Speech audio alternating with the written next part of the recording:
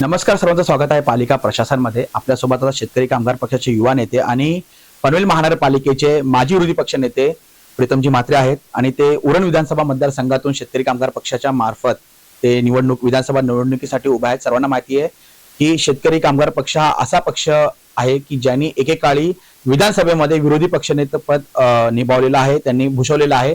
आणि सर्वात महत्वाची गोष्ट म्हणजे उरण विधानसभा जी आहे ती Jawaharlal Nehru port trust JNPT जिला आपण बोलतो ते इथपर्यंत खालापूर पर्यंत चौक पर्यंत ही जी विधानसभा विखुरलेली आहे. तर प्रीतमजी, आपल्याला प्रथमतः खूप खूप अभिनंदन आणि दिवाळीच्या शुभेच्छा. अभिनंदन याच्यासाठी की तुम्ही शेतकरी कामगार पक्षामध्ये एक युवक नेतृत्व तुम्ही उरण विधानसभेच्या माध्यमातून इथं तुम्ही येत आहात. मला सांगा सर की आतापर्यंत तुम्ही जी आमदारकी पाहिली, महेश बालदी आमदार राहिले भारतीय जनता पार्टीचे, सर्वांना माहिती त्यांच्या राज्यात सत्ता होती, केंद्रात सत्ता होती. JNPTच्या अनुषंगाने इथल्या स्थानिक नागरिकांना फायदा होईल अशी काही कामं त्यांनी केली का? कारण की मी हे प्रश्नासाठी विचारतोय कारण की आम्ही ही गोष्ट पाहिली आहे इथे, त्याच्यामुळे. नमस्कार. सर्वप्रथम आपणा सर्वांना दिवाळीच्या आपल्या माध्यमातून सर्वच नागरिकांना मनापासून शुभेच्छा देतो. शुभेच्छा देत असतानाच आपण विचारलं की JNPT किंवा NSICT या सगळ्या ज्या मोठ्या मोठ्या पोर्ट आहेत, मोठे मोठे पोर्ट आहेत, मोठ्या मोठ्या कंपनीज आहेत, याच्यातून जर तुम्ही बघितलं तर इथे जी पूर्वी लोक लागली त्याच्यानंतर आता नवीन तरुणही अजिबात लागली नाही. त्याच्यात पण बऱ्याच जणांना काढण्यात आलं. NSICT मध्ये तर काही लोक नाहीयेत, सगळी लोक बाहेरून आहेत. आता बाहेरून म्हणण्यापेक्षा ती पण माणसं आपली आहेत, परंतु पहिले इथल्या लोकांना, इथल्या तरुणांना रोजगार लागणं गरजेचं आहे. इथल्यानंतर इथले फुलफिल झाले की मग आपण बघूयात ना. पण सध्या इथेच एवढी बेरोजगारी आहे की इथे लक्ष ज्या पद्धतीनं द्यायला पाहिजे होतं त्या पद्धतीनं बिलकुल दिलेलं नाही, असं माझं ठाम मत आहे.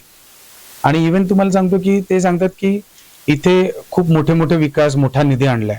तर मोठा निधी आता उद्या JNPT साठी असेल तर JNPTचे रस्ते ऑलरेडी पहिल्यापासून आहेत.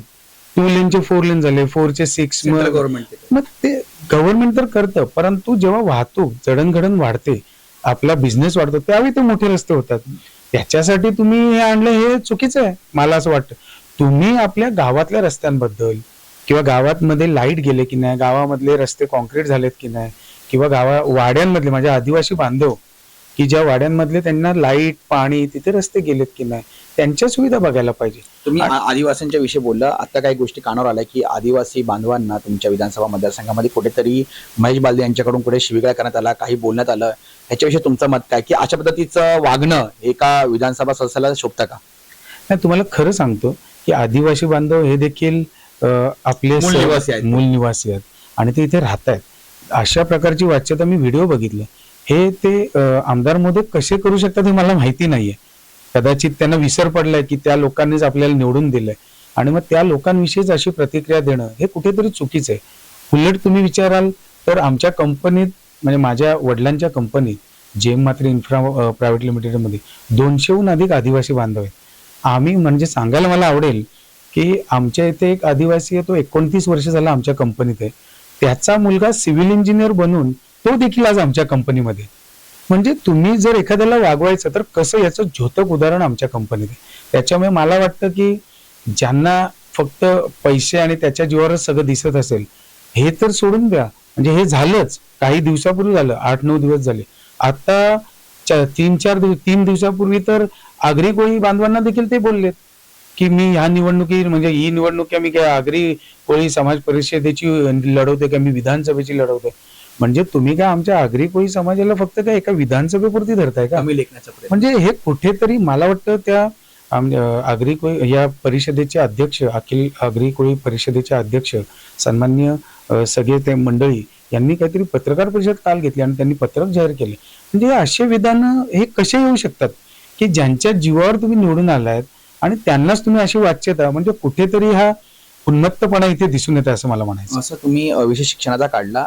जेव्हा मी उरणचा इतिहास जेव्हा वाचला आहे की उरणमध्ये सचिवालय म्हणजे मंत्रालय उरणमध्ये आणण्याचा एक वेळेस प्रयत्न झाला होता आणि असं असताना सुद्धा इंजिनिअरिंग कॉलेजचा एक प्लॉट आहे उरणला जाताना एका रोडच्या साईडला, ते असताना सुद्धा स्थानिक आमदारांनी, म्हणजे आता त्यांची सत्ता होती सातत्याने, ते 2 टर्म होते, ते तिकडं राज्यामध्ये आणि केंद्रामध्ये होते. असं असताना सुद्धा ते इंजिनिअरिंग कॉलेज आणू शकले नाही. तर तुमचं याच्याविषयी काय मत आहे तुम्ही आमदार बनल्यानंतर? कारण की इथल्या उरणच्या विद्यार्थ्यांना खूप लांब यावं लागतं, वाशी म्हणा किंवा खारघर म्हणा या साईडला. तर इंजिनिअरिंग कॉलेज आणि मेडिकल हॉस्पिटल आणि कॉलेज हे आणण्यासाठी तुमचा काय प्रयत्न राहील किंवा ते जी गरज तुम्हाला वाटते का? नक्कीच गरज आहे. कारण आता तुम्ही बघताय आंतरराष्ट्रीय दिवा पाटील विमानतळ आपल्या इथे येत आहे आणि ते विमानतळ काही आता महिन्यांनाच चालू होणार आणि इथे शहराच्या शहरं वाढतात. त्याच्यामुळे इथे 100% गरज आहे. मला समजत नाही त्यांच्या हातात म्हणजे त्यांचे सत्ता भारतीय जनता पार्टीची होती. यांनी पाठपुरावा केलाय की नुसत्या गोष्टी केल्यात हेच मला कळत नाही. आणि इथे महत्वाचं हॉस्पिटल देखील हवंय. हॉस्पिटल देखील बघा आता नुसते नारळ फोडतात. त्या नारळाचा देखील अपमान त्यांनी करतात असं माझं ठाम मत आहे. आणि किती वेळेला नारळ फोडायची. हे हॉस्पिटल आता आम्ही पनवेलला बघा तुम्ही, आम्ही विरोधात असताना देखील आमचा पाठिंबा आहे, बॉडीचा ठराव आहे. त्याच्यामध्ये आम्ही तर पुढे जाऊन त्याच्यात आयसीयू बेड, त्याच्यानंतर तुम्हाला सांगतो की आपल्याला जे आता त्याला हे लागतं व्हेंटिलेटर आणि प्लस तुम्हाला ब्लड हे करण्यासाठी आपल्याला लागतं ह्याच्यासाठी डायलिसिस सेंटर. Yes. हे डायलिसिस सेंटर मी विरोधी पक्ष नेता असताना मी आणले आणि त्यावेळी कोविडमध्ये त्याचा खूप फायदा झालाय. म्हणजे असं फायदा असं म्हणत नाही, परंतु ज्या गोष्टी गरजेच्या आहेत त्या गोष्टींकडे या आमदार महोदयांनी लक्ष द्यायला हवंय. तर ते न देता मोठ्या मोठ्या नुसत्या गोष्टी करून त्याचा काही उपयोग नाही असं मला वाटतं. आत्ताच काही महिन्यांपूर्वी एक विषय झाला होता आणि उरणची नगर परिषदेच्या स्वतःची वाहतूक व्यवस्था नसल्यामुळे ते एनएमएमटीचे सपोर्ट घेत होते आणि एनएमएमटी आता सध्या बंद आहे. त्याच्यामुळे खूप त्रास नागरिकांना होतोय उरणपर्यंत पोहोचायला. म्हणजे वाशीवरून उरणपर्यंत पोहोचायला अगोदर 30-40 रुपये लागायचे, आता तीच गोष्ट 150-200 वर गेलेली आहे. तर त्या संदर्भात तुमची भूमिका काय असेल ती वाहतूक बस व्यवस्था सुरू करण्यासाठी? आता तुम्हाला सांगतो ऑलरेडी आम्ही त्याच्या पाठपुराव्यात आहोत आणि प्लस इथे जी आता लोकल ट्रेन चालू झालेली आहे त्या बसच्या तर आम्ही हे फ्रिक्वेन्सी वाढवणार, ते चालू करणारच. तुम्हाला सांगतो लोकल ट्रेन देखील आता इथून जे इथे नागरिक नव्याने राहायला आलेत हे यांची मुलं सकाळी कुठेतरी नेरुळला शाळेत जातात, मानखुर्द पर्यंत पण जात आहेत. तर सकाळच्या वेळी कमीत कमी 2 ट्रेन तरी वाढल्या पाहिजे त्यांच्या स्कूल टायमिंगला. आणि संध्याकाळी पण जेव्हा स्कूल सुटतं किंवा जॉबवरनं लोक सुटतात त्यावेळी पण किमान 2 ट्रेन वाढल्या पाहिजेत. त्या मधल्या 1-1 तासाने आहेत त्या कुठेतरी 35 to 40 मिनिट्सच्या आतमध्ये आल्या पाहिजेत 2 ट्रेन वाढल्यावर. हे देखील मागणी आम्ही केली. आता ह्या मागण्या कोण करेल की ज्याला त्या प्रश्नांची जाण आहे त्यांना ते कळेल. जर तुम्ही नागरिकांमध्ये फिरलेच नाही, फक्त नुसत्या गोष्टीच केल्यात तर मला वाटतं या प्रश्नांची जाणच नसणार आहे. त्यामुळे तुम्ही मोठ्याच गोष्टी करणार आणि आम्ही ग्राउंड लेवलला रस्त्यावर उतरून आम्ही नागरिकांच्या गोष्टी करणार असं मला वाटतं. माझा शेवटचा प्रश्न आहे की सर्वांना माहिती आहे की महेश बालदी अर्थशक्ती खूप मोठ्या प्रमाणामध्ये आहे. मागची निवडणूक सुद्धा त्यांनी त्याच्यावरच जिंकली होती. तर कुठेतरी लोकांमध्ये समभ्रम आहे या गोष्टींविषयी.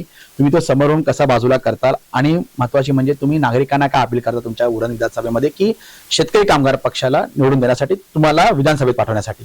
मी तुम्हाला एकच सांगतो की धनशक्ती विरुद्ध जनशक्ती. तुम्ही बघाल की आज तरुणाई एवढ्या मोठ्या प्रमाणावर माझ्या सोबत आहे. मग ते सगळ्या पक्षांचे आहेत तरुण, काही अपक्ष आहेत आणि काही तर मंडळ मला पाठिंबा देतात आणि स्वतः ओपनली पाठीमागे फिरतात, नुसते बोलत नाहीत. आणि मला वाटतं ही माझी निवडणूक आता तरुणांनीच हातात घेतली आणि तरुणांनी जर हातात घेतली तर नक्कीच ती घरातल्यांना म्हणजे त्यांच्या आई वडिलांना विचारून म्हणजे ज्येष्ठांना विचारून त्यांचा आशीर्वाद घेतल्याशिवाय ते माझ्या सोबत येऊ शकत नाही, ओपनली फिरू शकत नाही. त्यामुळे मला वाटतं हे तरुणच आता ही निवडणूक हातात घेऊन मला जिंकून देतील असा विश्वास आहे. धन्यवाद सर. तर अशा प्रकारे धनशक्ती वर्सेस जनशक्ती अशी निवडणूक उरण विधानसभेमध्ये होणार आहे. आणि सर्वात महत्वाची गोष्ट म्हणजे प्रीतम म्हात्रे यांनी सांगितलं की ही जी निवडणूक आहे ती तरुण म्हणजे युवक वर्गाने हातात घेतलेली आहे आणि त्याच्यामुळे त्यांचा विजय निश्चित आहे. तर येणाऱ्या 20 तारखेला आपण पाहूयात की त्यांचा विजय एक्झॅक्टली किती मताधिक्याने होईल ते. धन्यवाद.